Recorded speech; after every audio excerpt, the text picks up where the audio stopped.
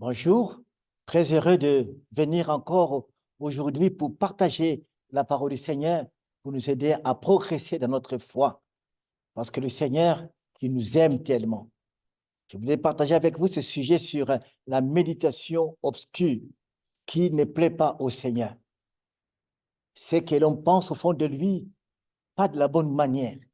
Vous savez, la méditation, c'est un espace où l'homme ne peut pas pénétrer. Personne ne peut pénétrer, si ce n'est que Dieu lui-même, qui connaît exactement ce que nous méditons au fond de nous, bonne ou mauvaise chose.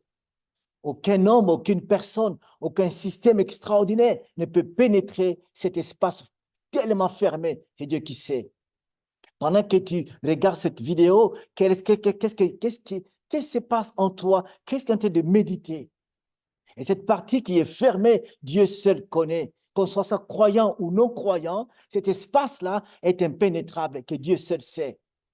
Le seul créateur de l'univers, visible et invisible, pénètre le cœur, il connaît les pensées, il connaît la profondeur des choses. C'est sur ce texte de Nombre, chapitre 12, par rapport à l'histoire de Moïse, Aaron et Myriam, leur sœur, qui s'est passé un problème, c'est cet esprit, cette pensée de méditer la mauvaise manière. Je vous lis ce texte dans Nombre 12, versets 1 à 3, nous dit ceci: Moïse avait épousé une femme couchite. Myriam et Aaron se mirent à le critiquer à cause de cela. Et il dit, est-ce seulement par l'intermédiaire de Moïse que l'Éternel a parlé? N'est-ce pas aussi par notre intermédiaire? L'Éternel entendu cela. Or, Moïse était un homme très humble, puis plus que tout autre homme sur terre. Quelle bénédiction! L'Éternel a entendu cela, il a vu ce qui s'est passé. Qu'est-ce qui se passe dans la tête d'Aaron? Qu'est-ce qui se passe dans la tête de Myriam, leur sœur? C'est leur propre frère. Pourquoi ne pas le voir et discuter la situation, mais se mettre à méditer du mal de celui qui est là, l'homme que Dieu a choisi depuis le programme de l'Égypte et jusqu'au au programme de l'arrivée à Cana pour Cana et la traversée du désert. Est-ce que leur méditation s'emporte toujours par rapport à la statut spirituel de Moïse, au statut spirituel de Moïse, à ce qu'il est, à ce que Dieu fait dans sa vie? Même si par rapport à cette femme, pourquoi ne pas le voir, mais se mettre à méditer du mal de leurs propres frères? Et Dieu n'est pas content du tout.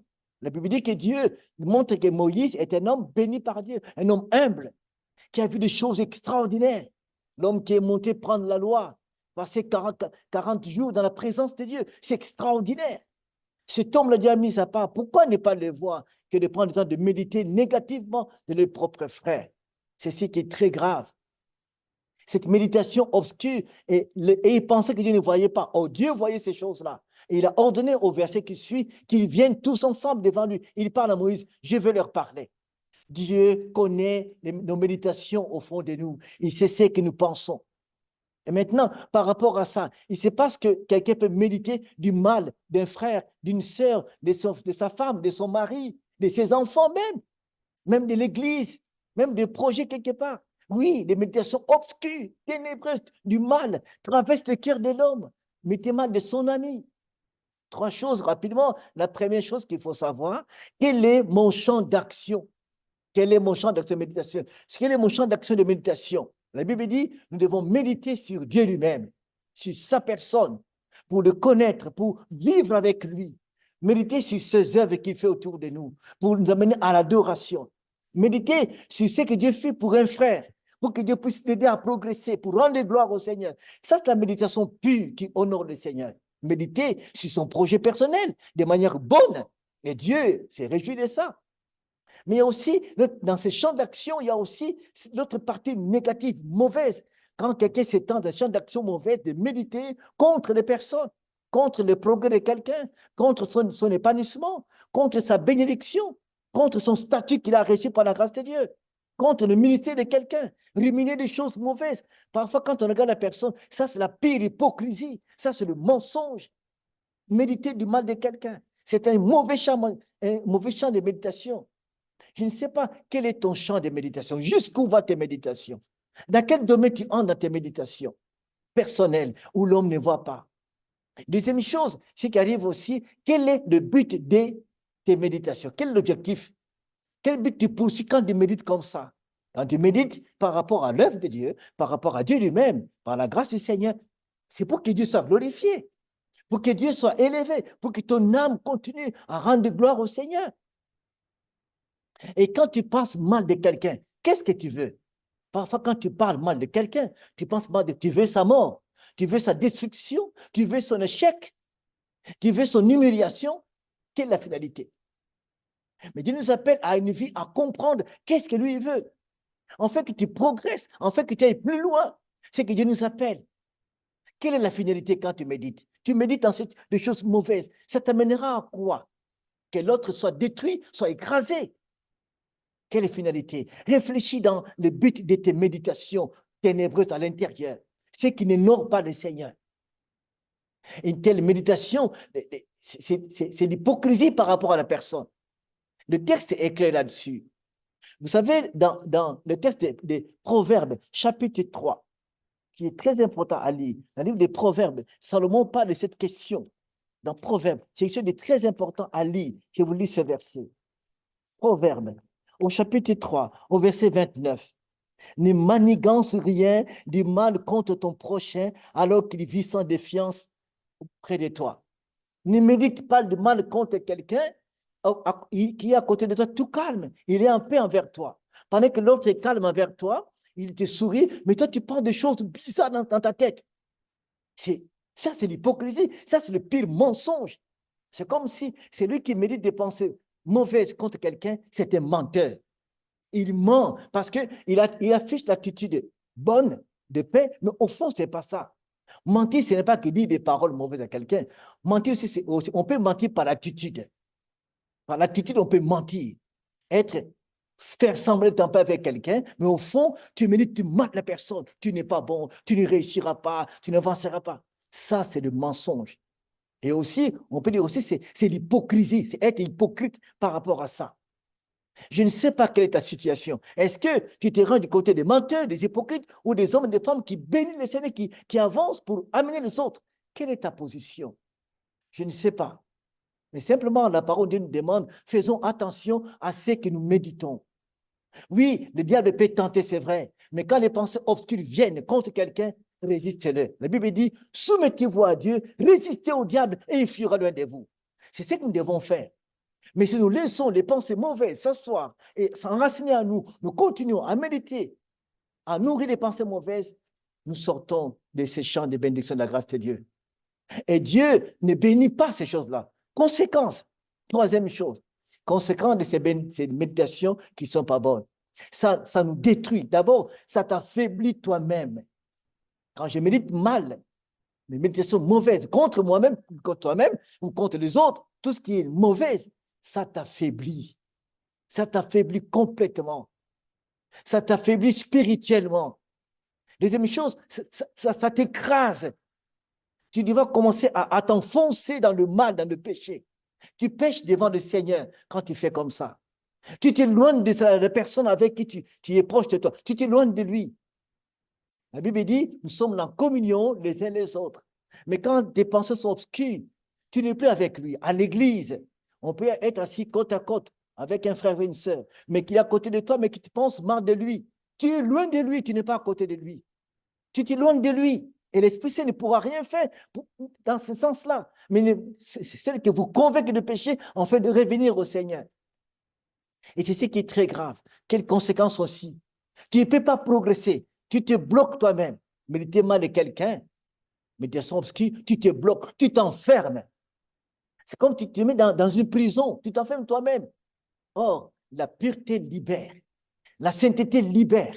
Oh, Dieu nous amène dans la sainteté, dans la pureté par la puissance du Saint-Esprit. Écoutez ce que l'apôtre Paul dit dans le texte de Philippiens. C'est très important de l'entendre, cette parole. Il dit ceci, Philippiens chapitre 4, verset 8. Enfin, frères, nourrissez vos pensées de tout ce qui est vrai, noble, juste, pur, digne d'amour ou d'approbation, de tout ce qui mérite le respect, la louange. Que nos pensées soient nourries des choses qui sont pures, justes et nobles. Que nos méditations soient... C'est un combat, c'est vrai, mais que nos méditations soient pures. Quand Dieu nous regarde, il dit, ben, cet enfant, c'est mon fils, c'est ma fille, qui craint le Seigneur et qui marche avec moi et qui mérite du bien des autres. Tu penses du bien des autres. C'est ça que Dieu veut. Regarde tes pensées. Regarde un peu, cher ami. Regarde comment c'est que tu médites. Quelles sont tes pensées au fond de toi-même?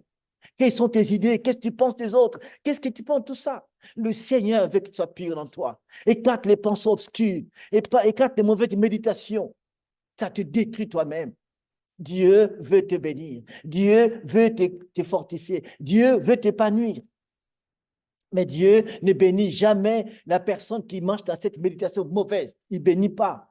Dieu est saint, il restera saint.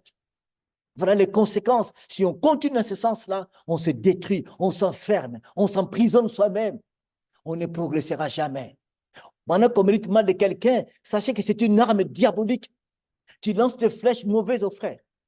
Mais Dieu se protège celui qui est menacé. Tu penses de mal parfois, tu penses même à la personne qu'on a progressé. Mais tu vas, lui, il progresse, toi, tu fais que t'enfoncer de plus en plus. Pendant que l'église que tu penses mal continue à progresser, toi, tu fais que t'enfoncer de plus en plus. Dieu veut que tu progresses. Dieu veut que tu sois béni. Alors, c'est l'occasion. Je ne sais pas quel est le champ d'action de tes méditations. Quelle est la finalité de tes méditations? Quelles conséquences tu travailles déjà? Parfois, on dit, mais oui, mais ma vie ne marche pas et tout est bloqué. Mais tu te bloques toi-même. Parfois, on dit que oui, mais c'est le diable qui m'attaque. Parfois pas. Les mauvaises méditations contre les personnes, contre l'Église, contre les frères et sœurs, contre les autres personnes, tu te bloques toi-même. Tu ne t'épanouiras pas. Tu peux être l'assassin de ta propre vie, toi-même. Tu te tues toi-même. Mais Dieu veut t'amener à la bénédiction. Alors, relève-toi. Relève-toi. Sois un homme, une femme qui mérite dans la droiture. Et que Dieu te bénira énormément. Alors, avance. Que Dieu te bénisse dans cette parole et qu'il t'amène plus loin. Car tu es son fils, sa fille. Même si tu n'es pas croyant, mais je t'invite simplement à penser à tes méditations. C'est que tu médites, mais il y a quelqu'un qui voit ton cœur. Mais Jésus t'appelle à lui. Viens vers Jésus, il t'aidera à bien méditer. Oui, parfois tu dirais, mais j'ai du mal à méditer de la bonne manière. Le Seigneur est puissant pour te libérer de cette emprise de ténèbres. Jésus à la croix, il est mort, il est ressuscité le troisième jour, il libère. À la croix, mais Jésus dit, Dieu est accompli. Alors réjouis-toi de ce Christ qui est accompli. Viens vers Jésus. Il va te libérer de cette emprise, de fausses méditations. Il est vivant. Que Dieu puisse nous bénir. Amen. Je nous invite à la prière. Père, merci pour ta parole qui est la vérité. C'est celle qui sauve et qui libère. Tu nous amènes à une méditation pure et sainte devant toi. Mais tu connais celle ou celle qui est liée encore par cette mauvaise chose, de méditer que du mal. Je te prie de le libérer par ta grâce, de le faire comprendre que c'est dangereux, qu'il sorte de ces choses-là, car toi, tu es venu pour libérer les captifs. Je prie pour celle ou celui qui est esclave des captifs des choses de ténèbres. Libère-le, Père, par ta grâce en Jésus-Christ. Que c'est un homme et une femme de bonne méditation pour bénir les autres. Ô Seigneur, que ta parole libère, que ta parole nous éclaire et nous façonne. Merci pour tout, Père Céleste. Sois loué parce que tu es bon, Père Céleste, parce que tu es merveilleux. Louange à toi, Père, pour toutes ces choses. Je te prie au nom de Jésus. Amen. Soyez bénis.